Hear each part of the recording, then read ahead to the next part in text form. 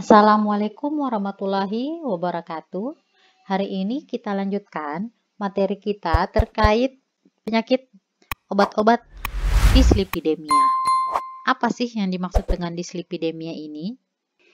Ya, dislipidemia ini adalah kelainan metabolisme lipid yang ditandai dengan peningkatan maupun penurunan fraksi lipid dalam plasma. Dan beberapa kelainan fraksi lipid yang utama ini biasanya kenaikan kadar kolesterol total, kolesterol LDL, atau trigliserida, serta penurunan kolesterol HDL. Menurut NCAP, ada klasifikasi dari kadar kolesterol total, yang mana ada beberapa klasifikasi, ada yang dikatakan kategori optimal, mendekati optimal, dalam batas tinggi, tinggi, dan sangat tinggi. Jadi kalau kita lihat di sini, kadar LDL itu jika di bawah 100 itu masuk kategori optimal. Kalau 100 sampai dengan 129 itu mendekati optimal. 130 sampai dengan 159 dalam batas normal tapi batas tinggi ya, batas atas. Nah, 160 sampai 189 itu masuk kategori tinggi, dan di atas atau sama dengan 190 itu sangat tinggi. Untuk kolesterol total kurang dari 200, nah, itu baik ya. 200 sampai 239 itu masuk dalam batas cukup tinggi. Ya, di atas atau sama dengan 240 itu sangat tinggi. Dan untuk kategori HDL kolesterol, jika kurang dari 40 itu masuk kategori rendah. Di atas 6 atau sama dengan 60 itu masuk kategori tinggi. Dan untuk trigliserida, jika kurang dari 150 itu masih normal. Jika 150 sampai 199 itu dalam batas tinggi, 200 sampai 499 itu tinggi, dan di atas 500 itu sangat tinggi. Nah, bagaimana sih etiologi dislipidemia? Ya, jadi kenaikan kadar kolesterol di dalam darah ini biasanya dipengaruhi oleh faktor riwayat keluarga ya. Karena jika dilihat memang keturunan memegang peranan penting dalam penurunan riwayat penyakit ini. Orang tua yang dislipidemia kemungkinan besar anaknya akan terkena juga ya. Jadi karena ada riwayat keluarga. Yang kedua, karena sering mengkonsumsi makanan yang kaya akan lemak. Jadi memang kalau kita sering lihat orang yang tinggi kolesterol yang sering makan makanan yang kaya akan lemak ya, itu sudah jelas. Obesitas. Obesitas atau berat badan yang di atas normal. Jadi memang obesitas ini sangat terkait ya dengan adanya penumpukan lemak yang banyak di dalam tubuh. Merokok, mengkonsumsi alkohol, kurang melakukan olahraga, dan ada penyakit sirosis ya. Nah, jika kita lihat ada di sini jalur pembentukan lipid. Jadi ada dua jalur ya pembentukan lipid, ada jalur pembentukan yang eksogen dan ada jalur pembentukan yang endogen. Kalau jalur pembentukan eksogen itu berasal dari luar tubuh ya, berasal dari asupan makanan. Sedangkan yang dari endogen ini berasal dari dalam tubuh ya. Jadi metabolisme lipid di dalam tubuh oleh tubuh kita sendiri. Nah, apa yang dimaksud dengan hiperlipidemia? Ya, jadi hiperlipidemia ini adalah suatu penyakit yang ditandai dengan peningkatan kadar kolesterol yang tinggi di atas normal. Nah, yang mana hiperlipidemia ini adalah ditandai dengan adanya penumpukan plak-plak lemak ya. Jadi kalau kita lihat di gambar bawah pada pembuluh darah ada tumpukan-tumpukan lemak. Nah, sehingga tumpukan lemak ini mengganggu jalannya aliran darah di pembuluh darah. Dan itu sangat berbahaya ya. Nah, ada berapa sih jenis-jenis dari lipoprotein? Ya, jadi kalau kita lihat ada yang disebut dengan kilomikron, VLDL, IDL, LDL, dan HDL. Nah, seseorang dikatakan dislipidemia kalau dia mengalami beberapa kondisi ya.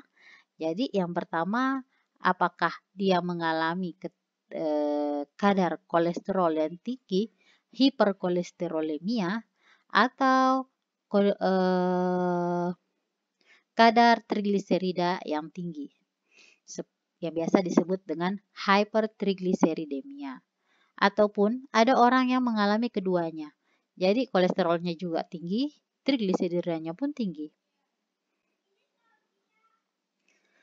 Gejala klinisnya biasanya ini kebanyakan pasiennya ini tidak menimbulkan, tidak memperlihatkan tanda dan gejala yang pasti. Namun biasanya ini sudah ada beberapa tahun sebelum terjadi terlihat secara klinis ya. Nah, contohnya biasanya pasiennya ini sering berkeringat, jantung berdebar, nafas yang pendek, dan cemas. Nah, untuk menegakkan diagnosa, biasanya sih anamnesisnya ini didapatkan pada pasien dengan faktor risiko ya seperti kegemukan, diabetes mellitus, konsumsi tinggi lemak, merokok, dan faktor lainnya. Kalau pemeriksaan fisik sih sukar ya ditemukan, kecuali kalau memang ada riwayat penyakit yang menjadi faktor risiko dislipidemia ya. Nah, pemeriksaan laboratorium yang sering dilakukan ini biasanya pemeriksaan kadar kolesterol total, LDL, HDL maupun trigliserida. Bagaimana sih kita penata laksanaan penentuan faktor risiko ya? Jadi faktor risiko ini biasanya menentukan ya sasaran dari kolesterol LDL yang ingin dicapai. Nah, kalau kita lihat faktor risikonya itu apakah dia pria berusia di atas 45 tahun atau wanita berusia 55 tahun ke atas. Yang kedua, apakah punya riwayat keluarga, misalnya penyakit arteri koroner pada ayahnya, pada saat ayahnya masih berusia 55 tahun, atau pada ibunya yang berusia di bawah 65 tahun. Apakah pasien itu merokok? Ya. Apakah dia memiliki penyakit hipertensi, atau dia mendapat obat antihipertensi sekarang mengkonsumsi? Ataukah kolesterol HDL-nya yang rendah? Misalnya kurang dari 40 mg per desiliter.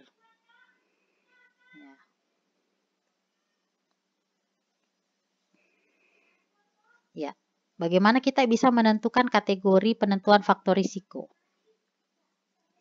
Ya, jadi risiko tinggi jika dia punya riwayat penyakit arteri koroner atau dia punya penyakit komorbid ya, seperti dia punya penyakit DM atau dia punya penyakit seperti stroke, arteri perifer, dan aneurisma aorta abdominalis ya. Dan dia punya itu dia masuk kategori tinggi ya. Dia juga punya faktor risiko multiple ya. Jadi dia punya faktor risiko yang lebih besar yang diperkirakan dalam kurun waktu 10 tahun punya risiko penyakit arteri koroner. Sasarannya jika seperti itu, kalau dia berisiko tinggi, maka sasarannya adalah kurang dari 100 mg per desiliter. Nah, kalau dia punya lebih dari atau sama dengan 2 faktor risiko, maka targetnya adalah kurang dari 130 mg per desiliter. Dan jika dia faktor risiko rendah, dalam artian hanya maksimal paling banyak 1 Maaf ya. Satu faktor risiko, maka targetnya menjadi LDL-nya kurang dari 160.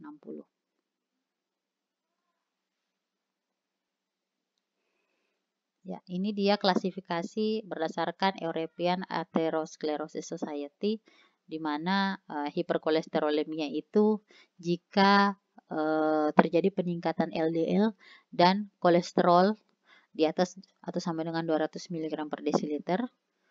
Dislipidemia campuran jika LDL plus VLDL dan trigliserida dan kolesterolnya juga tinggi, atau dikatakan hipertrigliseridemia jika VLDL dan trigliseridanya tinggi. Dan berdasarkan klasifikasi NECF, National Cholesterol Education Program, dikatakan ideal jika kolesterol lebih besar atau sama dengan 200 mg per desiliter, LDL-nya kurang dari 200 mg per desiliter. Ini salah ya, harusnya kurang atau sama dengan 200 mg per desiliter untuk kolesterol totalnya. Batas tinggi 200 sampai 239 mg per desiliter dan tinggi jika kurang dari 240 mg per desiliter. Ya. Berdasarkan klasifikasi WHO, ada namanya kategori Fredrickson ya. Jadi hiperlipidemia atau dislipidemia kategori 1, 2A, B, 2B, 3, 4, dan 5. Di mana dislipidemia eksogen ini klasifikasi terapeutiknya hipertrigliseridemia eksogen ya.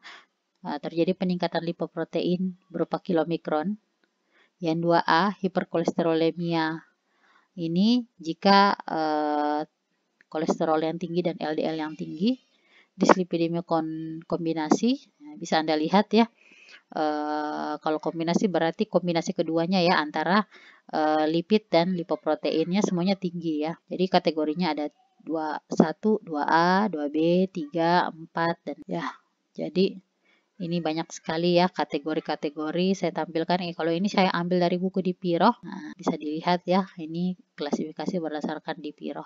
Nah, bagaimana penata laksanaan dengan faktor risiko 0 sampai 1. Jadi ini yang sangat ringan ya. Jika kolesterol totalnya ini di atas 240 mg per desiliter dan LDL-nya di atas 130 mg per desiliter, atau HDL-nya kurang dari 35 mg per desiliter, atau trigliseridanya di atas 200 mg per desiliter, maka kita harus cari dan obati penyebab sekundernya dulu ya. Lalu kita lakukan terapi diet, periksa ulang dalam 3 bulan ke depan ya.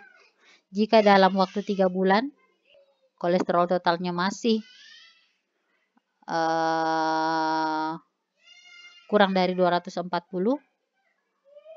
nah, teruskan dietnya. Jika kolesterolnya masih di atas 200, maka pertimbangkan terapi farmakologi. Kalau LDL-nya di atas 130 mg per desiliter, atau HDL kurang dari 35 desiliter, atau trigliserida di atas 200 mg per desiliter. Bagaimana jika pasiennya berada dalam kategori faktor risiko sedang? Jadi jika kolesterol total di atas atau sama dengan 200 mg per desiliter, atau LDL di atas sama dengan 130 mg per desiliter, maka kita harus cari dulu penyebab sekundernya, lalu kita lakukan diet. Nanti diperiksakan ulang dalam 3 bulan. Nah, jika kolesterol total kurang dari 200 mg per desiliter dan LDL kurang dari 130 mg per desiliter, maka kita teruskan diet dan kita periksa ulang dalam 6-12 bulan. Begitu juga kalau LDL-nya masih tetap di atas atau sama dengan 130 mg per desiliter, maka kita harus berikan terapi farmakologi. Untuk pasien dengan faktor risiko tinggi ya, kita bisa lihat ya, kalau dia kolesterol totalnya di atas 200 mg per desiliter, LDL-nya sama dengan 130 mg per desiliter, atau HDL kurang dari 35 mg per desiliter, atau trigliseridanya lebih besar dari 200 mg per desiliter, maka kita harus cari dan obati dulu penyebab sekundernya. lalu kita lakukan terapi diet. Jika kolesterolnya kurang dari 200 mg per desiliter, teruskan dietnya. Jika tidak bisa turun, maka berikan terapi farmakologi, periksa ulang tiap tahunnya ya. Kalau LDL masih di atas 130 mg per desiliter atau HDL kurang dari 35 mg per desiliter atau TG di atas 200 mg per desiliter. Ya, ini dia target-target berapa nilai LDL yang ingin kita capai. Ya, jika pasien punya beberapa risiko ya. Misalnya kalau pasien punya dengan dalam kategori berat atau tinggi ya, dia punya risiko CHD atau punya risiko untuk CHD 10 sampai 10 tahun ke depan, maka LDL goalnya kurang dari 100 mg per desiliter. Dan kadar LDL-nya dengan perubahan gaya hidup ini bisa normal ya. Jika punya 2 faktor risiko dan jika punya 1 faktor risiko, ini juga targetnya berbeda-beda ya. Jadi semakin kecil faktor risikonya, maka target terapinya juga tidak terlalu besar ya. Nah, kita tahu bahwa terapi untuk penata laksanaan dislipidemia dengan menggunakan ada secara farmakologi dan non-farmakologi ya.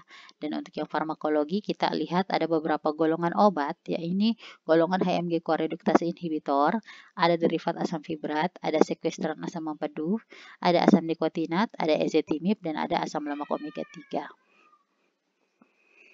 Untuk terapi yang non-farmakologi, ya memang banyak pasien dengan kadar kolesterol LDL atau kolesterol total yang tinggi dianjurkan untuk mengurangi asupan lemak jenuh dan meningkatkan asupan lemak tidak jenuh ya rantai tunggal atau ganda. Sehingga pasien ini biasanya dengan kadar trigliserida yang tinggi juga perlu kurangi asupan karbohidrat, alkohol, dan lemak.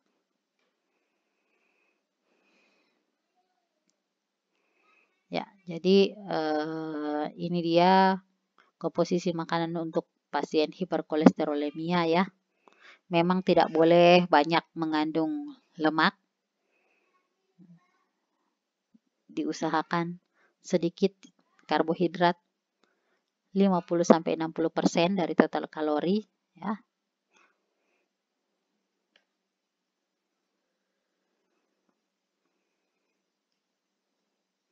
Ya, jadi American Heart Association sudah mengatakan atau merekomendasikan bahwa pasien dengan penyakit kardiovaskuler ini dengan terapi nutrisi medik ini maksimal dapat menurunkan kadar LDL kolesterol sebesar 15 sampai dengan 25 mg per desiliter ya. Lalu aktivitas fisik ya. Semua jenis aktivitas fisik yang bermanfaat seperti jalan kaki, naik sepeda, berenang ya. Penting sekali agar jenis olahraga disesuaikan dengan kemampuan dan kesenangan pasien. Selain itu juga agar dilakukan secara terus-menerus. Ini dia beberapa obat yang bisa mempengaruhi metabolisme lipoprotein ya, seperti yang saya sebutkan tadi sebelumnya.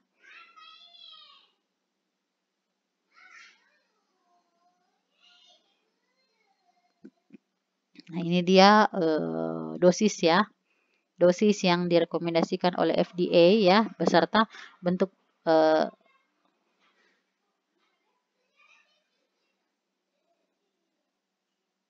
sediaannya.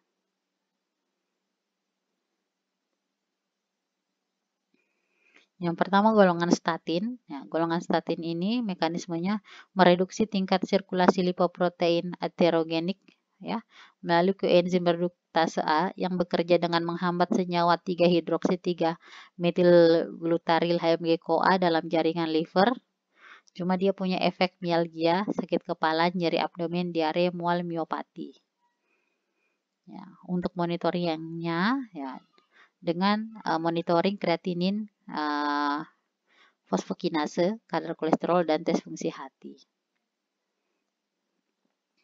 Yang kedua ada golongan resin pengikat asam empedu. Ya, seperti kolesteramin, kolestipol, kolesevalam ya. Ini ada beberapa dosis hariannya, dosis maksimalnya, dan bentuk sediaannya.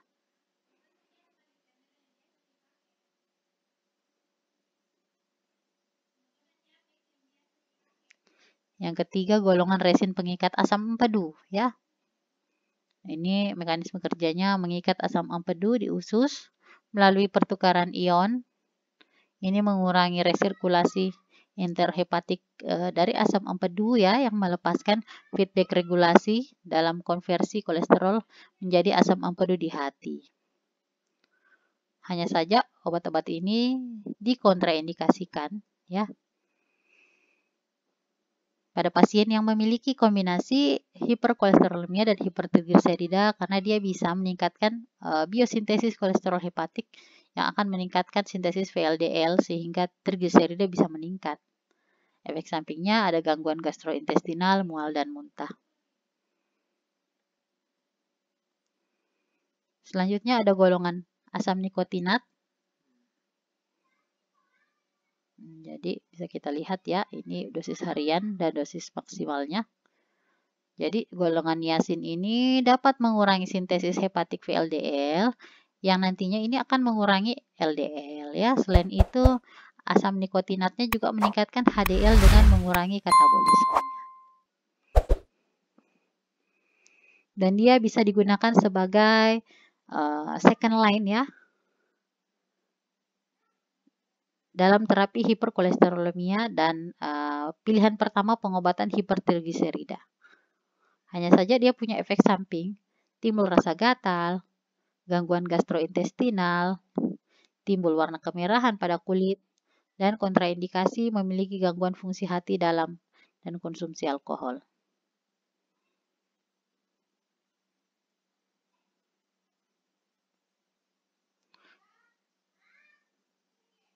Selanjutnya golongan derivat asam fibrat. Ini dia ada beberapa obatnya ya, dosis harian, dosis maksimum, dan bentuk beberapa sediaannya. Ya, mekanisme dari derivat asam fibrat ini dapat meningkatkan katabolisme VLDL dengan cara meningkatkan sintesis lipase lipoprotein sehingga dapat menurunkan total trigliserid plasma. Hanya saja efek sampingnya dia muncul sakit kepala, konstipasi, sakit perut, dan kontraindikasinya hipersensitif terhadap obat dan disfungsi hati. Untuk monitoringnya kita harus selalu memonitoring kadar trigliserida, kadar kreatinin fosfokinasenya.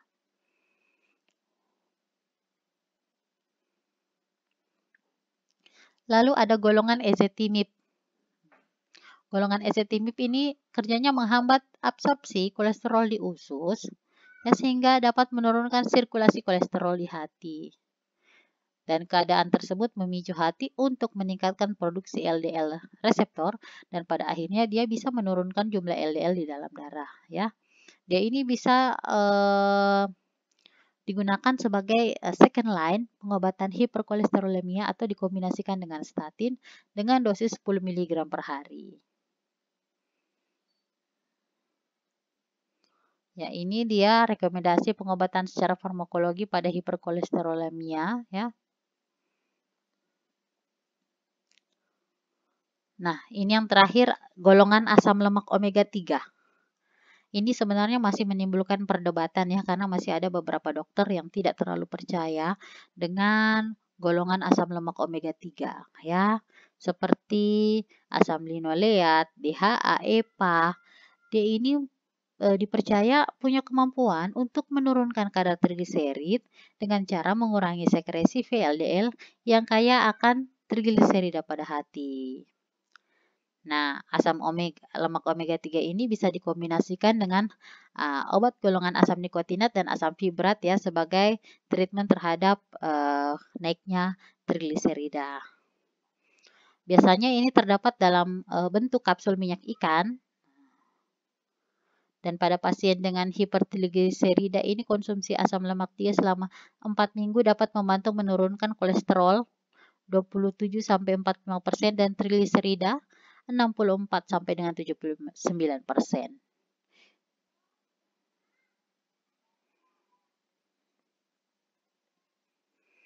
Ya, terima kasih.